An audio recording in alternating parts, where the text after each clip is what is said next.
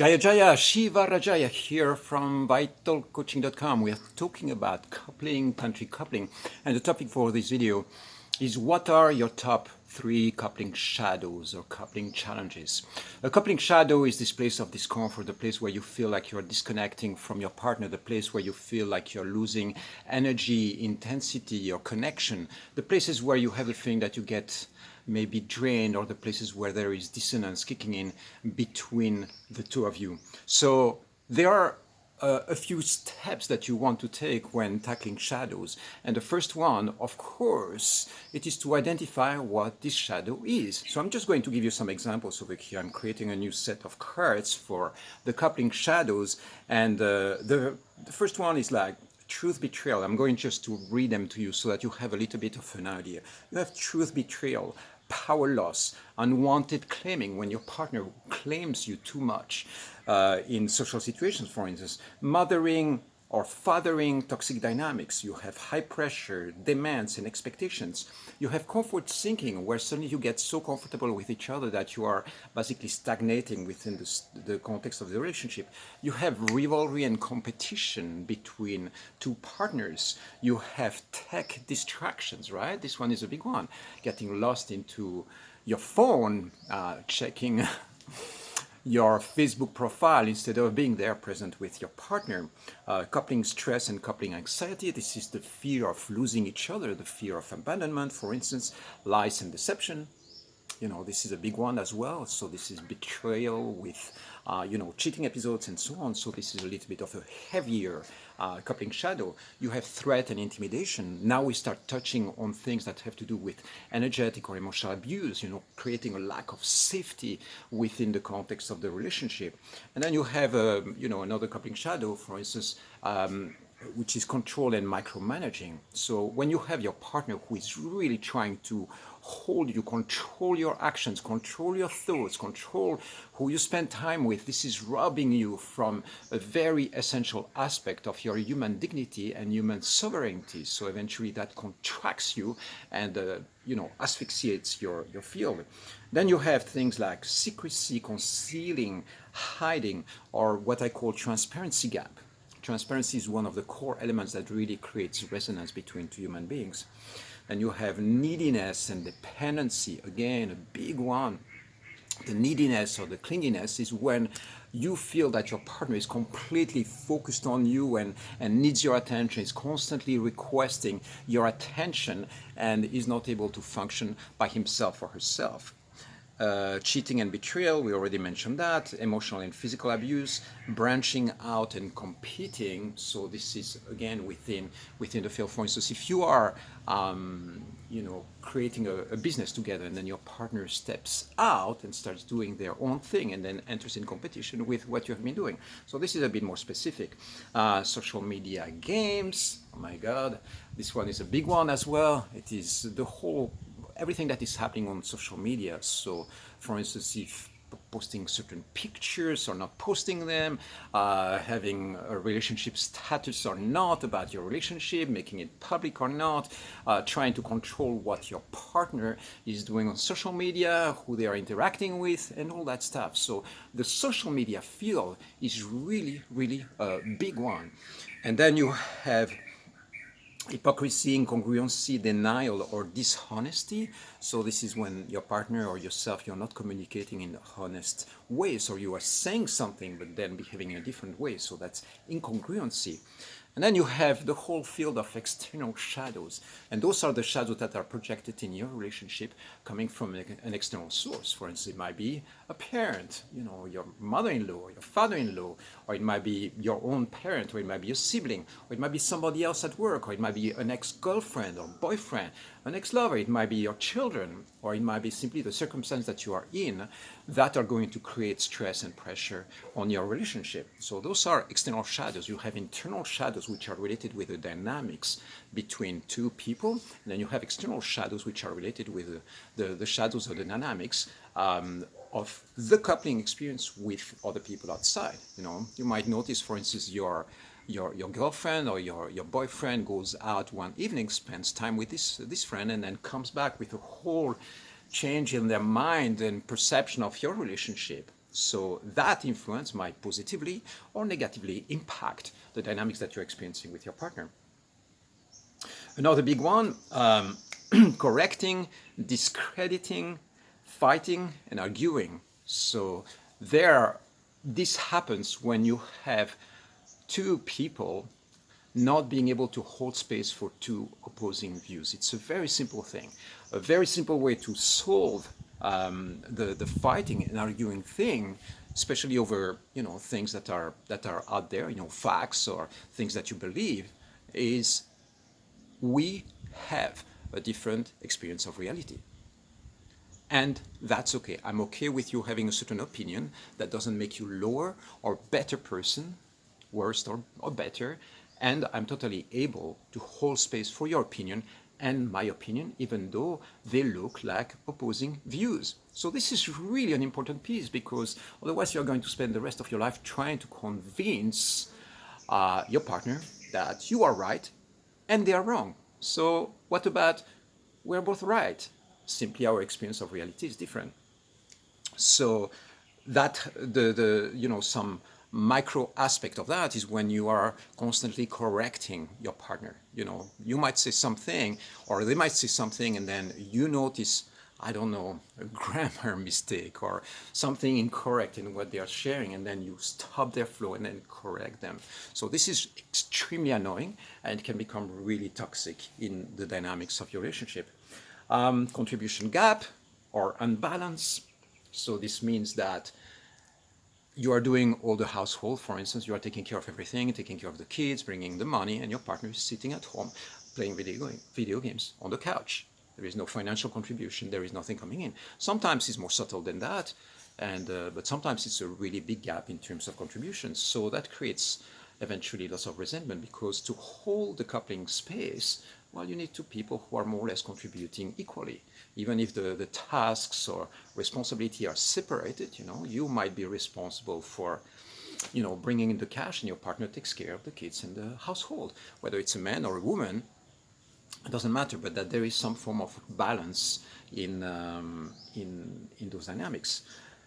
Another shadow, neglecting your couple, over prioritizing work, stagnant energy, toxicity, relationship asphyxiation. This happens when you spend just too much time together. There is not enough breathing out on the external world, and eventually you end up completely entangled into each other's field.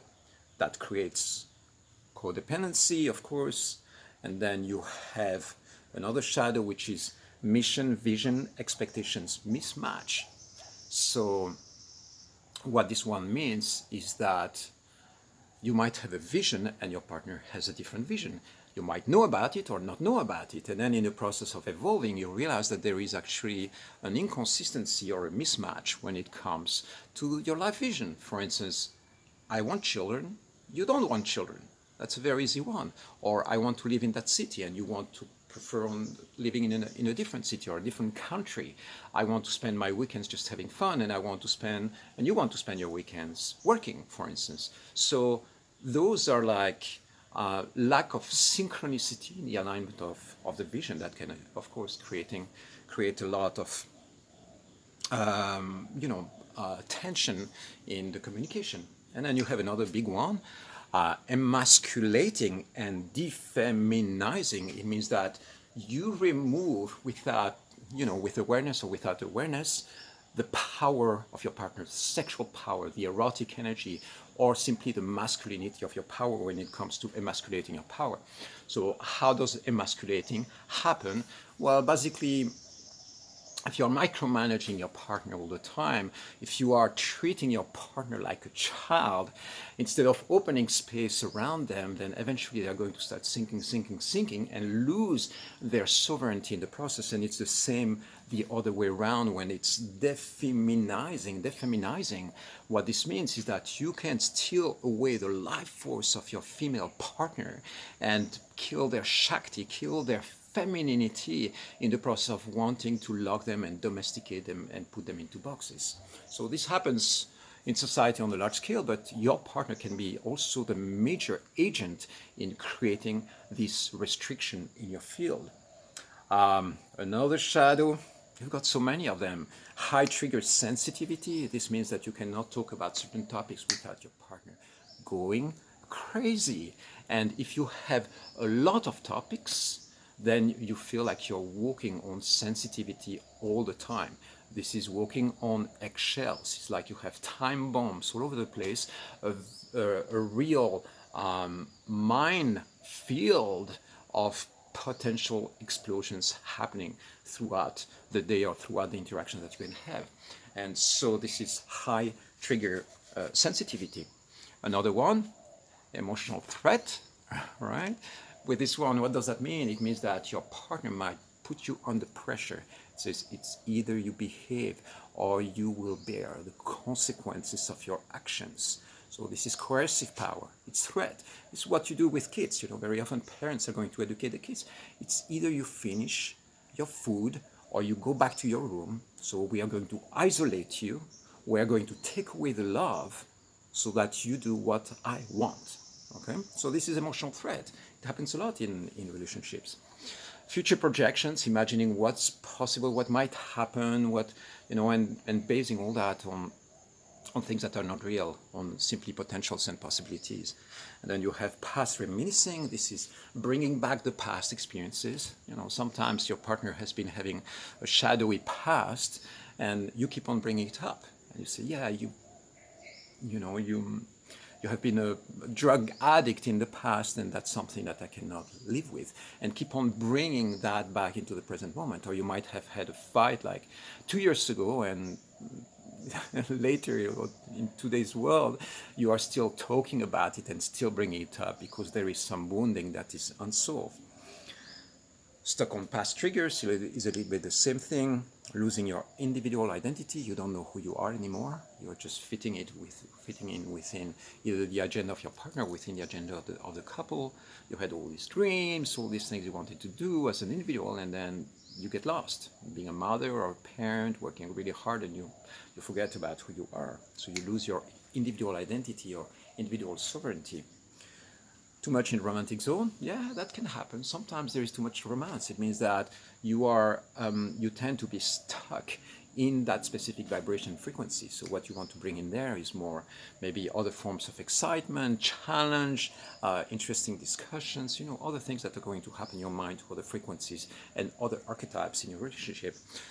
Overprocessing, my God, this one is a big one. You might spend, instead of having fun, a fun weekend, you spend your week just chatting and talking because there are some triggers or there is fundamental conflict which is not solved, and that is going to, of course, kill polarity and kill your desire to make love. So here we go. This is just a fraction of what's possible out there when it comes to coupling shadows. The reason why we are checking them is not because we want to focus on them and attract that in our fields, of course not, but it's really important to be able to identify exactly what is happening. So, and then once you know what is happening and you identify those specific shadows, what you want to do is design a solution or design a pathway to overcome or transcend or transmute or dissolve that specific shadow. So I'm going to give you an example. For instance, let me check on the ones, on the solutions that I have here.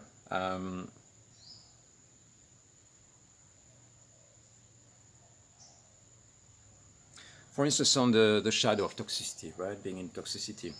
This means that you feel that the way you are communicating is toxic, or you feel like your partner is being toxic. So the solution is bring this specific trait or this specific flavor of toxicity into awareness. You first need to realize that this is happening. There is something toxic in the field, and ask for a shift. For instance, if you are communicating and you have a feeling that your partner keeps on blaming, you can say something like, can we shift to positive vibes? I would love some enthusiasm on that one.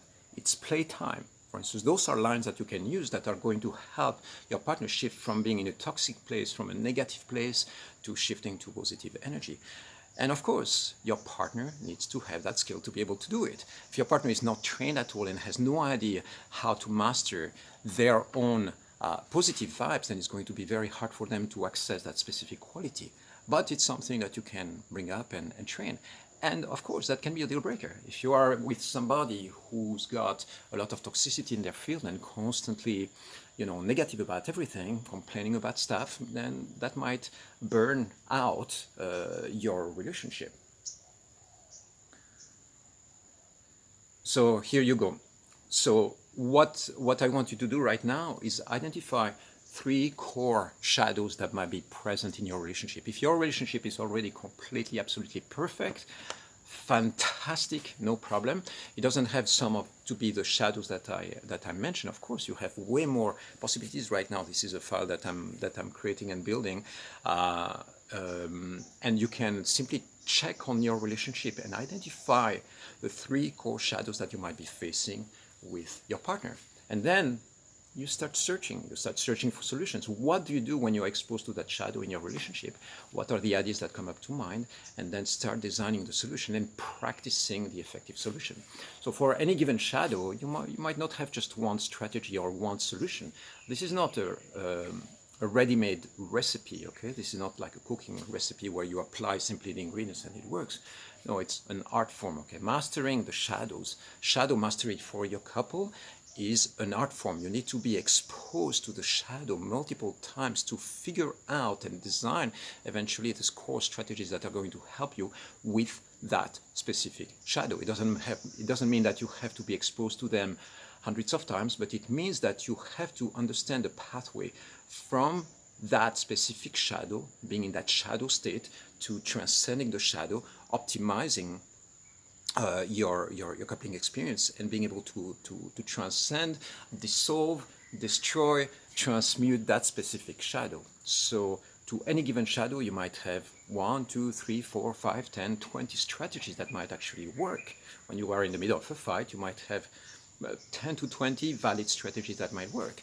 And so if you want to be a little bit of a coupling ninja and access coupling mastery, then it takes a little bit of time to explore these things, be okay to making mistakes and trying new things, and opening the space for this to happen.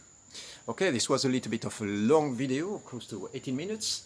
I hope you enjoy. If you have any questions on that, feel free to reach out. Remember that I'm always available for coaching for your couple or for yourself. So if you're facing shadows in your relationship, don't hesitate to reach out. I'm really here for you. I've been exploring these topics for a long time. The first book that I wrote on this topic was How to Stop Fights, and it was already a long time ago. Am I perfect when it comes to relationships? No, of course not. I'm going to have shadows as well emerging there. There is always things that can potentially emerge. The question is, are you reaching the breaking point where this is unbearable, or are you making some progress? And this is really important to know. So the idea is for you to keep on improving, mastering one shadow at a time, and eventually coming to a place where you feel a higher level of satisfaction in your relationship. Love is fucking amazing, beautiful. Having an amazing coupling experience is one of the powerful vehicles that you can anchor in your life, and I'm fully 100% committed to help you figure it out. I love you, and I'll see you soon.